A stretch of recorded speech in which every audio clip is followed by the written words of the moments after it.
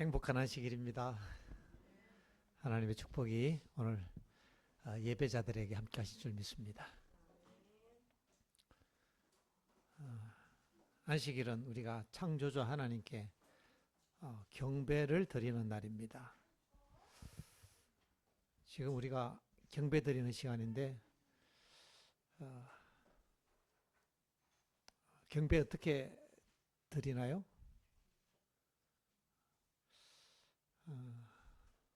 우리의 모든 이 예배 순서가 다 하나님께 예배 드리는 시간인데, 저는 가끔씩 기도할 때 이렇게 무릎 꿇고 기도도 하지만은 이렇게 무릎이 아파서 의자에 앉아서 기도를 하거든요. 그래서 특히 이제 아침에 의자에 앉아서 기도를 할 때는 하나님께 경배를 실제로 드립니다. 허리를 숙여서 제가 하나님께 인사를 드립니다. 우리가 지금 하나님께 예배 드리는데 하나님께서 이곳에 계셔서 우리 예배를 받으시는 줄 우리는 믿습니다. 그래서 우리가 이 시간 우리의 마음을 여기 하나님이 계시고 우리는 하나님께 경배를 드리러 왔다. 이 시간 우리가 하나님께 예배를 드린다라고 생각하면서 우리의 허리와 우리의 머리를 조아려서 아무도 바라보지 말고 오직 그 하나님께 딱 마음을 주목하면서 그분께 경배를 드리는 그런 인사를 드리고 예배를 시작하면 어떨까요? 그래야 하면 하겠습니다. 우리 하나님께 경배를 드리겠습니다.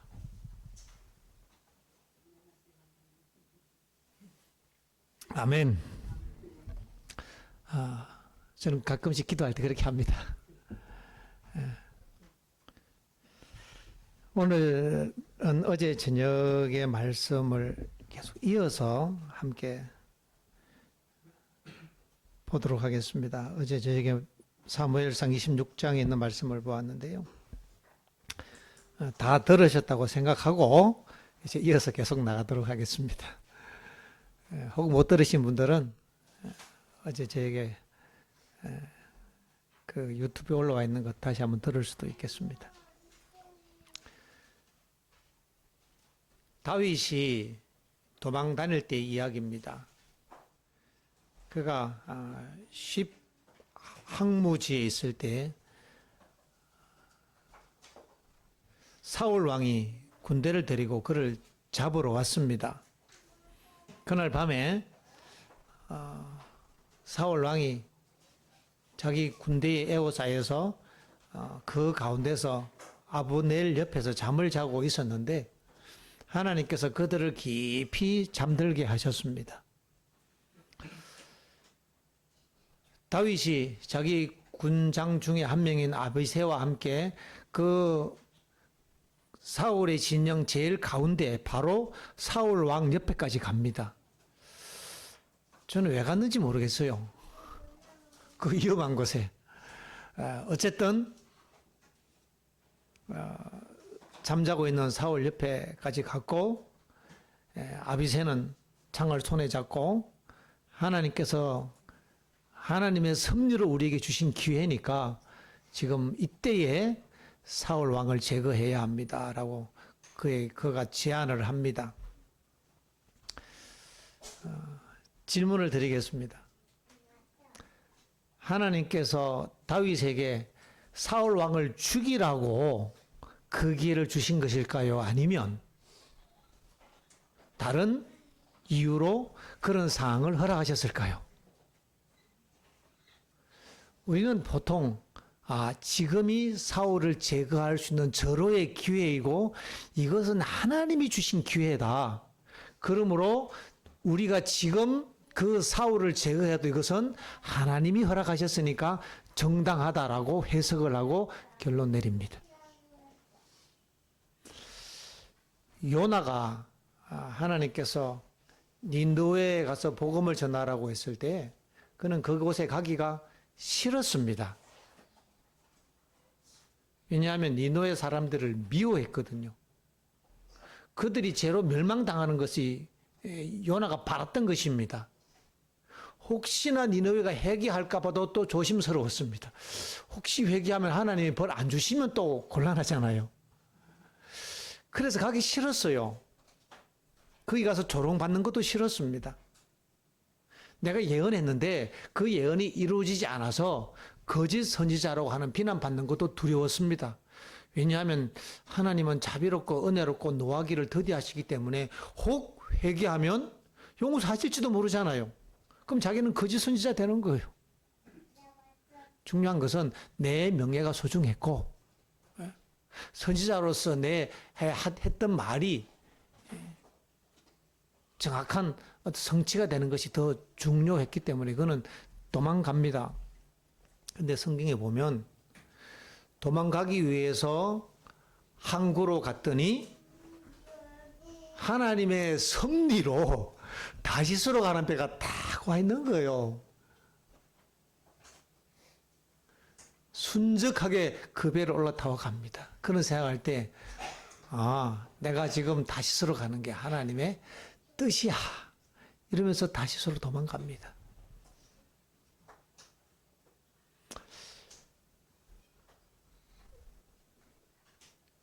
하나님께서 모든 것을 주관하십니다. 하나님께서 모든 것을 주관하신다면 우리는 그 상황에서 어떤 식으로 그 상황을 해석하고 받아들이고 어떤 입장을 취해야 할 것인지에 대해서 정확한 견해를 가져야 합니다. 그렇지 않으면 실수하기가 쉽거든요. 하나님은 그때 사울 왕을 죽이라고 그 상황을 허락하신 것은 아닙니다. 다윗은 그것을 알았습니다. 어떻게 알았을까요?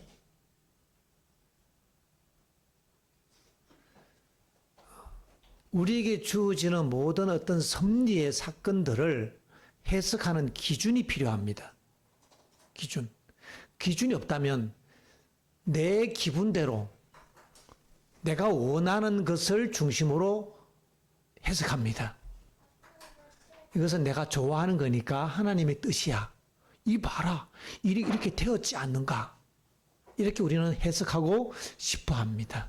내가 원하는 방식으로.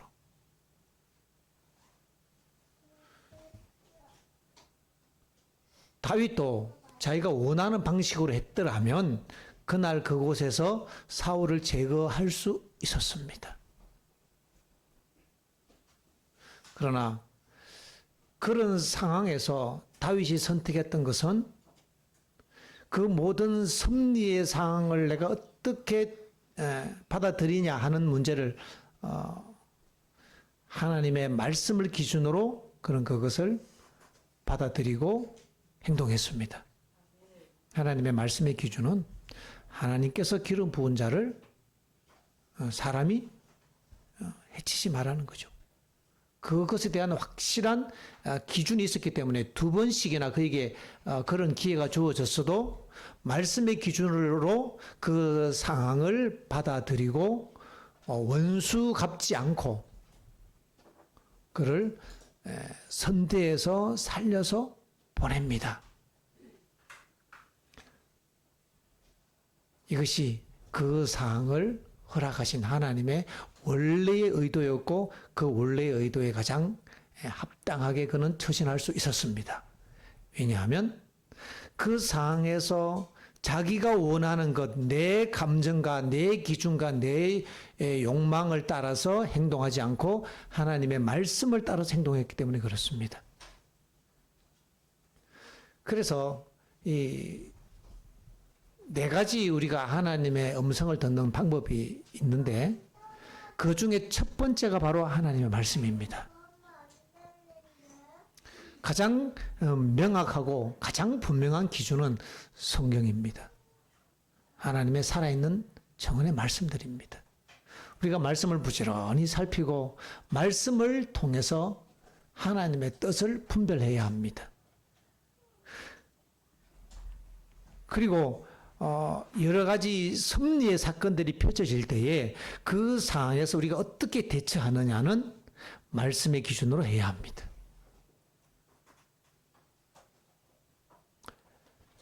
우리가 쉽게 하는 얘기로 요셉이 보디발 집에서 유혹을 받을 때 하나님께서 그 상황도 허락하셨죠. 그 유혹을 받도록 하나님이 이 요셉을 시험하신 게 아니라 그 모든 이 악을 통하여 서로를 유혹하고 죄짓는 그런 상황을 하나님께서 허락하셔서 죄인들이 자기가 원하는 죄를 지을 수 있도록 하나님께서 그 생명을 허락하셨기에 그들은 악을 행하고 유혹하고 죄를 짓는 것입니다. 하나님께서 개입하셔서 막으실 수도 있지만은 그 모든 것들이 속에 감추어진 것들이 겉으로 드러나도록 하나님께서 시간을 허락하시고 생명을 허락하시는 것입니다. 죄를 짓고 싶은 사람들은 죄를 짓도록 하나님께서 기회를 주시는 겁니다. 선을 행하길 원하는 사람은 선을 행하도록 기회를 주시는 것입니다. 그 기회를 통해서 선악 간의 모든 일들이 극명한 대비를 이루면서 이제 드러나는 거죠. 죄의 결과가 이렇구나. 하나님 말씀대로 살지 않고 내 뜻대로 하는 일의 결과가 이렇구나.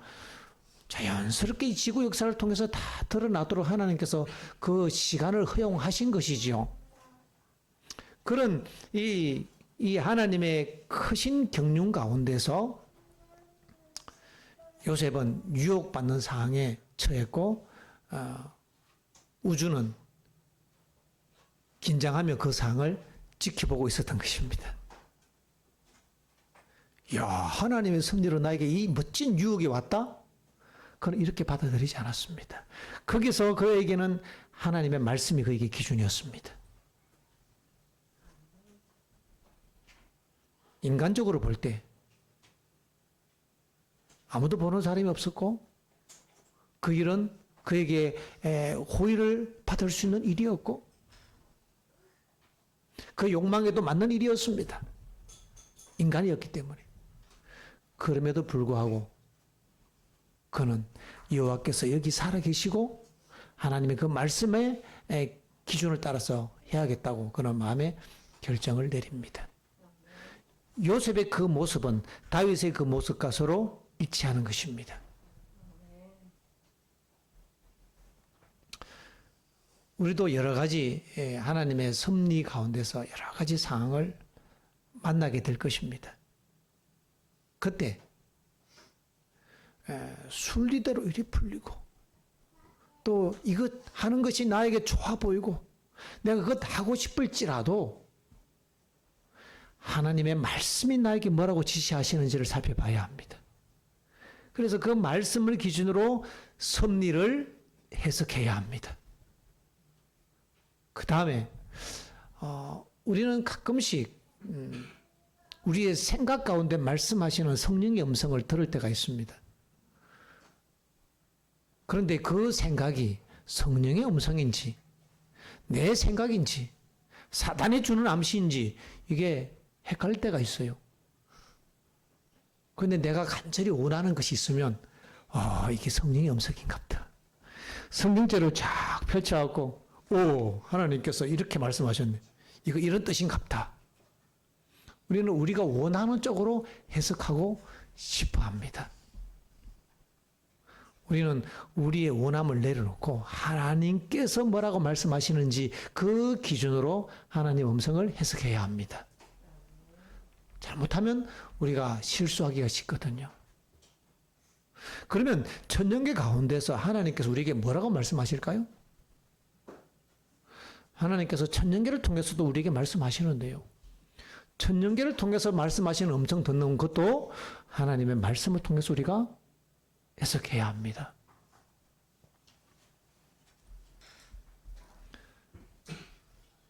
예수님께서 그렇게 말씀하셨어요. 참새를 돌보시는 하나님께서 너희를 돌보지 않겠느냐. 까마귀를 먹이시는 하나님께서 너희를 먹이지 않겠느냐. 우리는 그곳에서 거기서 하나님의 음성을 듣는 것입니다. 야, 하나님이 살아계시는구나. 하나님이 살아계시기에 그분이 나를 돌보시고 그분이 나를 지켜주시는구나. 우리는 거기서 그렇게 음성을 들어야지, 성경을 기준으로 음성을 들어야지 그냥 천년계를 바라보면서 느끼는 대로 야, 나 오늘 새로운 걸 깨달았어. 이러면요, 이상한 데로 빠지게 됩니다. 기준이 있어야 합니다. 성경만이 판단의 기준입니다. 가장 명확한 기준이 있기 때문에 우리가 말씀을 연구해야 합니다. 그렇지 않으면 잘못하면 내 생각이나 사탄의 암시를 하나님의 음성으로 내 욕망과 맞기 때문에 받아들일 위험도 있습니다. 하나님의 섭리의 사건을 잘못 해석해서 내 뜻에 맞기 때문에 이건 하나님의 섭리야라고 하면서 내가 마음대로 할 수 있는 근거로 해석해 버릴 실수를 범할 수도 있습니다. 우리가 하나님의 음성을 정확한 말씀을 기준으로 들어야 합니다. 성경을 해석함에 있어서도 마찬가지입니다.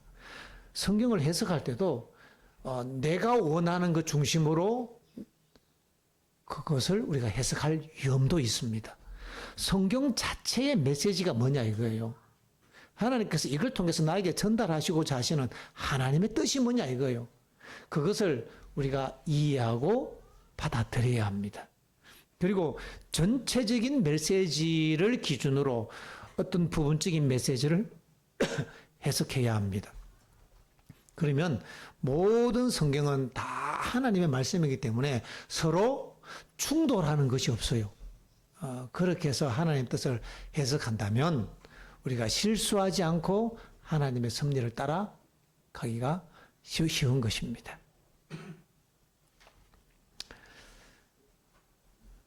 다윗은 하나님을 신뢰했습니다. 그래서 사울 왕을 죽이지 아니하고 가로되 여호와께서 사시거니와 사무엘상 26장 10절 여호와께서 그를 치시리니 혹 죽을 날이 이르거나 혹 전장에 들어가서 망하리라.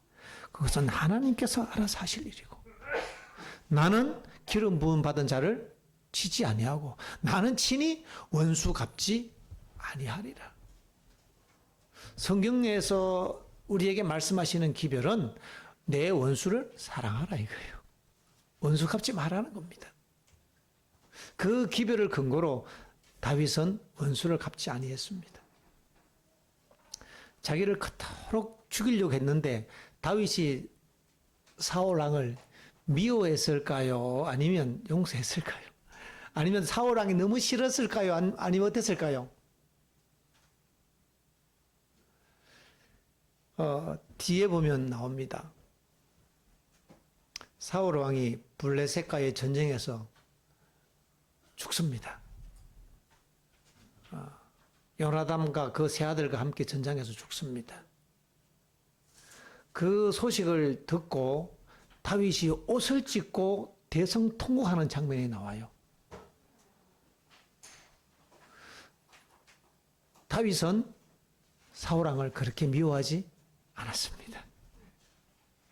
사울은 다윗을 미워했는데 다윗은 사울을 미워하지 않았습니다. 그에게 있어서 원수였지만은 하나님의 은혜로 그는 원수를 사랑할 수 있는 마음을 갖게 되었습니다. 어떻게 다윗은 원수를 사랑할 수 있었을까요? 그는 항상 여호와를 내 앞에 모시고 살았습니다. 항상 하나님에 대해서 의식하고 살았기 때문에 여호와께서 살아 계시거니와 그가 당하는 이 모든 시련조차 자기가 받는 그런 억울한 미움조차도 하나님께서 살아 계셔서 허락하신 일로 그는 받아들이고 거기서 원수를 사랑하는 연습을 했던 것입니다. 원수가 없다면 원수 사랑하는 연습 어떻게 하겠습니까? 하늘 가는 사람들은 다 원수를 사랑해 하늘에 가거든요. 원수를 사랑해 하늘에 갑니다. 그것이 우리의 품성의 완성이거든요. 그래서 모든 사람이 나를 좋아하고 모델들이 아무도 문제가 없다고 우리가 마음 놓을 게 아니고 때로는 나를 미워하고 또 원수가 있을 그때에 우리가 원수를 사랑할 수 있는 품성을 배워야 합니다. 내가 원수를 사랑해야지. 이런다고 원수가 사랑해지지 않아요. 그 원수를 생각할수록 원수는 미워집니다. 그 섭섭한 문제를 우리가 따질수록 용서할 수가 없어요. 생각을 바꿔야 합니다. 지난번에도 말씀드렸듯이 생각의 채널을 바꾸지 않으면 절대 사랑할 수가 없습니다. 다윗은 내가 여호와를 항상 내 앞에 모시며, 그는 이 생각의 주제를 하나님을 향해서 하나님을 생각했습니다. 그리고 그 마음을 늘 하나님을 기억하면서 하나님을 그 앞에 모시고 살았습니다. 그랬더니 다윗이 자기 원수를 사랑하는 마음을 갖게 된 것입니다. 그리고 사울 왕이 죽었을 때 그렇게 슬퍼하며 통곡합니다.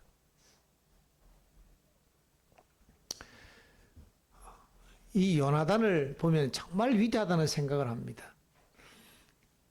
다윗이 도망할 때 24장에 보면 엔게디 항무지에 피해 있을 때 그때 요나단은 다윗이 어디 있는 줄 알고 찾아갑니다. 그런 다음에 이렇게 얘기합니다. 나는 네가 왕이 될 줄 안다. 네가 왕이 되고 나는 네 다음이다. 하나님이 너와 함께 하시니까 너를 지켜주실 거야. 용기를 가져. 하나님이 너와 함께 하셔. 이런 얘기해 주고 갑니다. 내가 왕이 돼야 되는데 사울 다음에 그는 얘기합니다. 아니야. 네가 왕이 될 거야. 하나님이 그렇게 정하셨어. 나는 네 다음이야. 요나단에게 있어서 중요한 것은 그가 왕이 되고 안 되고 하는 문제가 아니었습니다. 요나단에게 있어서 가장 중요했던 것은 하나님의 뜻이었습니다. 하나님 살아계시기에. 다윗이 왕이 되고 내가 그의 신하가 되든 내가 더 낮은 사람이 되든 그것은 전혀 중요하지 않았습니다. 그래서 그는 위대한 사람으로 기록됩니다. 거의 침례 요한하고 비슷합니다. 요나단이요. 예수님 앞서 예수님의 길을 예비했던 침례 요한이 그는 흥하여야 하고 나는 쇠하여야 하리라고 그렇게 했잖아요. 이 다윗 왕을 도와줘서 왕이 되도록 가장 보호해 주었던 사람이 요나단이거든요. 그 요나단이 하는 얘기가 너는 왕이 되고 나는 너의 다음이 되어야 하리라. 이 요나단이 믿음의 사람이었습니다. 그가 믿음의 사람이었기 때문에 그의 마음속에 하나님이 살아계셨고 그 살아계신 하나님이 품성으로 나타났던 것입니다. 이것이 하나님을 믿는 사람들의 삶의 목적입니다. 우리는 이 땅에서 무엇을 이루고 내가 어떤 일에 있어서 손해보지 않고 내가 어떤 많은 수치를 기록했다. 거기에 우리의 관심을 두기가 쉽습니다. 되게 그렇게 얘기하죠. 아문의 집은 하나님의 복을 많이 받아서 자녀들이 다 잘되고 판검사되고 하는 일들이 잘 되고 돈도 많이 벌었고 건강하고 아프지 않았다. 물론 하나님의 은혜로 하나님의 축복이라고 얘기하면서 결과적으로 귀착되는 곳은 이 땅에서의 잘됨입니다. 그것이 관심사인 겁니다.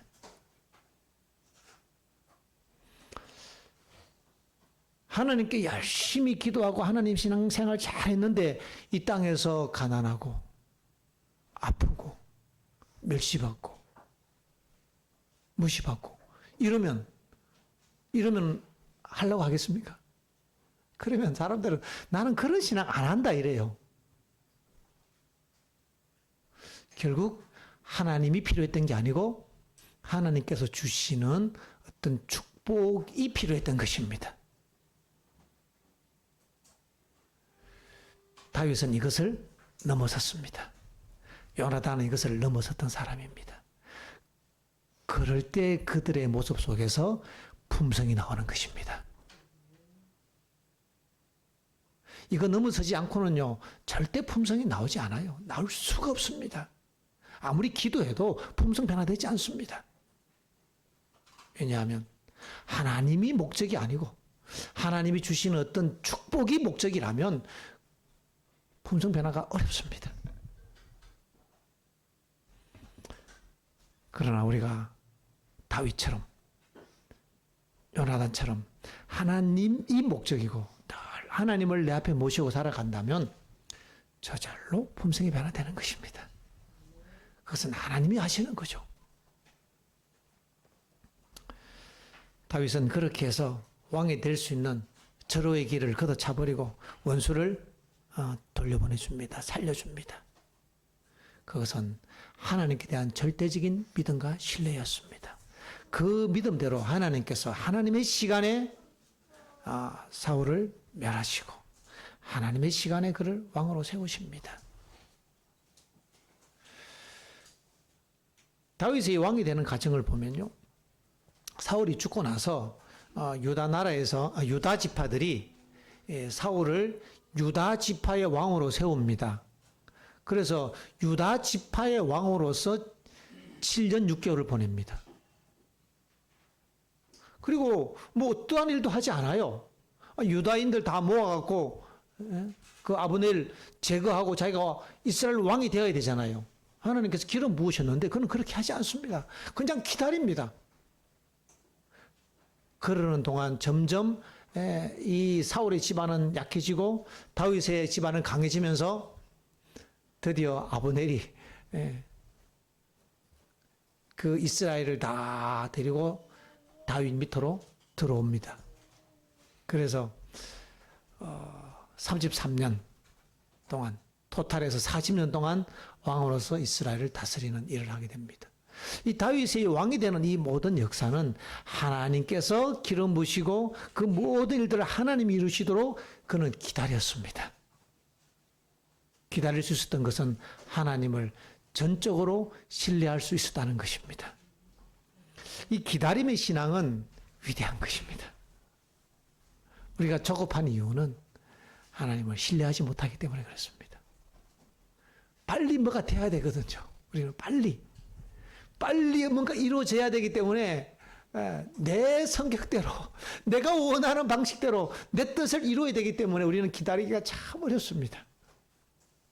특별히 저처럼 성격 급한 사람은 참 이것이 힘든 일입니다. 그러나 다윗은 10대의 기름 부음 받고 나이가 30이 되도록 기다렸습니다. 또 유다의 왕이 된 다음부터 유다 지파의 왕이 된 다음부터 7년을 또 기다립니다. 기다려서 하나님께서 이루실 때까지 기다렸습니다. 이것이 아브라함의 교훈입니다. 그가 70대에 부름을 받고 100살이 되도록 기다렸습니다. 30년을 기다렸습니다. 하나님께서 일하시는 방법으로 하나님의 뜻은 이루어져야 했습니다.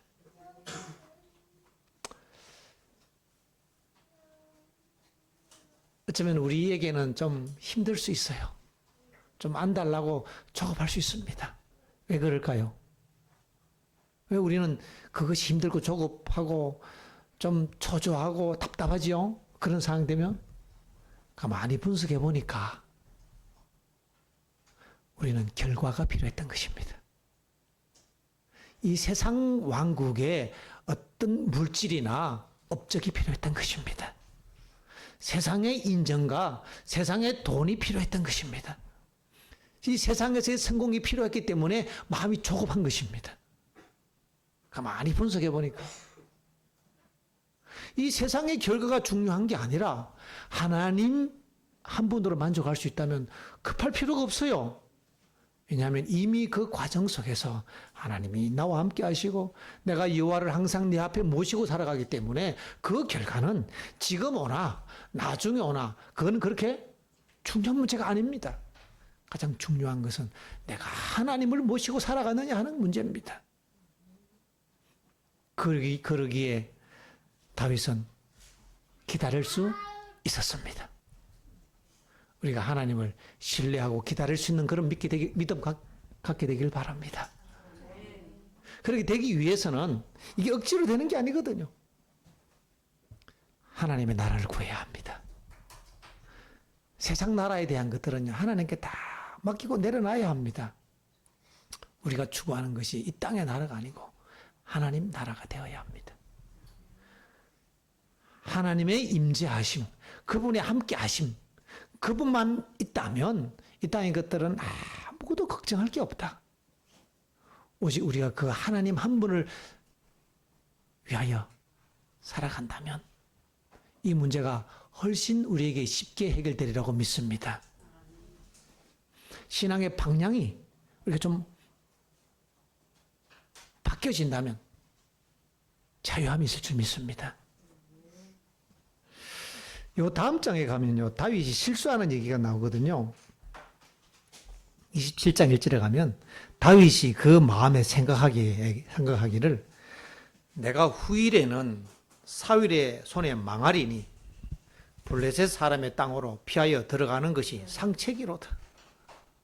아니 26장에 그렇게 위대한 일을 해놓고 하나님이 알아서 해결해 주시리라. 하나님이 나와 함께 하시니까 나를 보호해 주실 거야 이러면서 그 적진 한가운데로 걸어갔던 그 사람이 그 다음에는 마음의 믿음이 흔들린 거예요. 야, 내가 이러다가 죽겠다. 왕은 고사하고 내가 사울의 손에 망할 거야. 그 믿음이 흔들리니까요. 그 다음에는 블레셋으로 도망갑니다. 아기스한테 가서 도움을 구걸하고 그곳에서 피하여 삽니다. 그러는 동안 그의 삶에 많은 시련이 닥칩니다. 다윗이 왕에 대한 생각은 좀 내려놨는데 27장에서 무너졌던 이유가 내가 이러다가 죽겠구나. 왕은 고사하고 나와 내 가족들이 다 죽겠구나. 믿음이 있었다가 믿음이 약해졌던 모습이죠. 믿음이 있던 사람들도 믿음이 약해질 때가 있습니다. 믿음이 약해지면 그때부터 꼬이는 것입니다. 그때부터 내 발로 시련의 길로 가는 것입니다. 하나님을 믿고 신뢰하는 것은 엄청난 축복이고 형통한 일입니다. 여호수아서에 기록된 말씀을 보면 내가 너와 함께 있어 네가 어디로 가든지 너를 지키며, 이 얘기는 창세기 28장이죠. 내가 어디로 가든지 너를 지키며 너를 이끌어 이 땅으로 다시 돌아오게 하리라. 이런 약속을 주셨고 여호수아 1장 7절을 보면 이 율법책을 내 입에서 떠나게 하지 말며 그것을 주야로 묵상하여 그 가운데에서 기록된 대로 다 지켜 행하라. 그리하면 내 길이 평탄할 것이라. 내가 형통하리라. 하나님 말씀만 딱 믿고 행하면 하나님께서 그 길을 평탄하게 해주시고 형통하게 해주시거든요. 다윗이 비록 그가 시련과 고난 중에 있었지만은 하나님에 대한 절대적인 신뢰를 가지고 살아갈 때는 그가 적진 한가운데서도 죽지 않아요. 하나님이 그들을 다 잠들게 하십니다. 그래서 그가 살아남습니다. 그러나 믿음이 흔들려서 내 목숨을 지키기 위해서 내가 내 생각에는 하나님 말씀이 아니고 내 생각에는 내가 블레셋 땅으로 도망가는 것이 상책이로다. 그리고는 도망을 칩니다. 시글락에서 그는 정말 어려움 당합니다. 자기 가족들이 아말렉 사람들에게 끌려가서 다 죽을 뻔합니다. 그리고 또 이 블레셋과 이스라엘의 그 사울 왕이 죽는 마지막 전투에서 다윗이 그의 군대와 함께 참가하라는 요구를 받습니다. 다윗은 이러지도 못하고 저러지도 못하는 상황이 되었어요. 안 갈 수도 없고 갈 수도 없는. 만약에 그 전투에 다윗이 참여했는데 사울이 죽었어요. 그 전투에서 다윗이 왕이 될 수 있을까요? 자기 민족과 더불어 전쟁을 블레셋과 합작해서 전쟁을 했고 그 전쟁에서 이스라엘 사람들이 죽고 사울이 죽었어요. 그가 왕이 될 수 있을까요? 지금 굉장히 곤란한 상황이 된 겁니다. 기름 부음 받았는데 안 나갈 수도 없고 나갈 수도 없고. 그래서 다윗은 어쨌든 그 전쟁에 참여하기 위해서 군대를 끌고 갔어요. 어떻게 해야 됩니까, 이 상황을? 빠져나올 방법이 없어요. 우리가요, 가끔씩 믿음 없이 행하면 빠져나올 방법이 없는 곳에 코너에 몰립니다. 이방인들의 또 블레셋의 어떤 건세 속에서 이러지도 못하고 저러지도 못하는 그런 상황이 생긴 이유가 바로 다윗이 하나님에 대한 믿음 없이 행했던 것 때문입니다. 아무런 답이 없는 거예요, 이 상황에서는. 그때 하나님께서 그 일에 하나님이 개입하십니다. 그때 아무런 방법이 없음을 아시고 하나님께서 천사들을 보냈다고 했어요. 다윗을 건져내라. 특명이 떨어진 겁니다. 그래서 하늘 천사들이 파견돼 갖고 블레셋 장군들의 마음을 움직인 겁니다. 다윗을 이 전투에 참여 못하게 하면 안 된다 이거예요. 그래서 블레셋 장군들이 다윗은 우리와 같이 전쟁터에 못 나갑니다. 만약에 다윗이 배반하면 어떻게 합니까? 이게 우연히 있었던 게 아니고요. 예언의 보면 하나님의 천사들이 내려와서 다윗을 거기서 건지기 위해서 극적으로 개입했다는 것입니다. 그래서 하나님 은혜로 간신히 그가 그곳에서 벗어납니다. 간신히. 하나님을 사랑하는 사람들이 때때로 믿음이 없어서 실수하기도 하지요. 그러나 하나님께서 우리를 버리지 아니하십니다. 우리가 그런 상황에서 하나님, 내가 믿음이 없어서 저질렀지만 내가 이러지도 못하고 저러지도 못합니다. 하나님 저를 좀 도와주십시오라고 기도한다면 그때 하늘의 천사들이 파견돼서 상황을 정리합니다. 그때 하나님이 그냥 일반적인 이 사건으로는 하나님이 직접적으로 개입하지 않으면 어쩔 수 없는 그런 상황일 때는 하나님께서 기도하는 사람을 위해서 하나님께서 의도적으로 개입하십니다. 사단이 뭐라고 해야죠? 왜 하나님께서 거기에 강권적으로 개입하십니까? 이를 제기할 수 있죠. 그러나 다윗은 기도하는 사람이었기 때문에 저가 나에게 기도했기 때문에 나는 개입할 수 있다는 거죠. 우리가 때때로 실수하기도 하고 또 믿음을 잃기도 합니다. 그러나 우리가 그때조차도 우리가 하나님께 기도해야 합니다. 그러면 하나님께서 어쩔 수 없는 그 상황에 강권적으로 개입하셔서 우리를 건져주십니다. 그러나 그 일에 대한 열매는 그가 거두어했습니다. 갔다 오니까요, 가족들이 하나도 없어요. 다 끌려갔습니다. 그리고 이 사건은 그의 역사에 있어서 믿음 없는 부끄러운 역사의 한 장면으로 기록되는 것입니다. 우리에게 주어지는 많은 상황들, 사건들, 섭리들 우리가 해석할 때에 하나님의 말씀의 기준으로 우리가 분명하게 해석하고 가야 할 것입니다. 그리고 우리가 하나님께 대한 믿음과 신뢰를 놓지 않는 한 결단코 두려워할 이유가 없다는 것입니다. 다윗은 남의 칼에 맞아 죽을 운명이 아닙니다. 망할 수가 없어요. 그는 기름 부음 받은 자입니다. 우리는 어떻습니까? 우리도 기름 부음 받은 자잖아요. 우리가 성령으로 기름 부음 받은 자고 하늘의 왕이 되도록 기름 부음 받은 자라고 여기에 나오지 않습니까? 너희는 다 왕 같은 족속이요. 하나님의 아들이라고 나오지 않아요. 근데 우리는 왜 그렇게 염려하는지 모르겠습니다. 뭔가 내 힘으로 어떻게 해결해 보려고 블레셋으로 도망하는 것이 상체계로다. 이렇게 할 때가 많이 있습니다. 우리가 하나님을 믿는 한 적진 한가운데 있더라도 하나님께서 우리를 살려내실 것입니다. 내 힘으로 원수 안 갚아도 하나님의 시간에 하나님께서 해결해 주십니다. 우리가 이 땅에서 해야 할 일은 하나님의 아들의 품성을 갖는 것입니다. 원수를 사랑하고 용서하는 것입니다. 내 힘으로 할 수 없지만 하나님께서 이 모든 것을 주관하신다는 것을 믿고 하나님께 우리의 시선을 고정한다면 원수 사랑할 수 있습니다. 내가 하는 것이 아니라 내가 바라보는 그 하나님이 내 안에서 이루어 주시는 거죠. 이것이 우리가 이 땅에서 이루어야 될 하나님의 아들로서 살아가야 될 모습이지 않겠습니까? 이 세상의 왕국이 아닌 하나님 나라가 우리 안에 이루어지기 위해서 우리가 기도하면서 하나님의 축복을 누렸으면 좋겠습니다. 우리가 하나님 나라만 추구한다면 이 땅의 나라에서는 좀 더 쉽게 살아갈 수 있습니다. 그러나 이 땅의 나라를 추구한다면 이 땅의 나라는 참 고달픕니다.